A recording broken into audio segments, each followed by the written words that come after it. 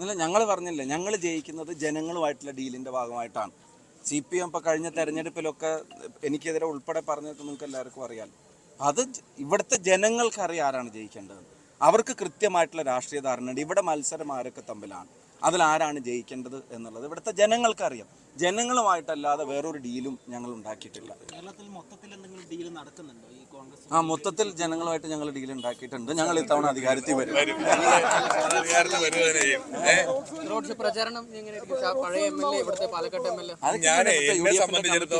എന്നെ സംബന്ധിച്ചിടത്തോളം ഇപ്പം മറുപക്ഷത്തുള്ള സ്ഥാനാർത്ഥികളല്ല. എന്നെ സംബന്ധിച്ച് ഞാൻ ഒരു 4 ദിവസത്തെ പ്രചരണം കഴിഞ്ഞപ്പോൾ മനസ്സിലാക്കിയപ്പോൾ എൻ്റെ എതിരാളിയായിട്ട് നിൽക്കുന്നത് പഴയ ഷാഫിയാണ്.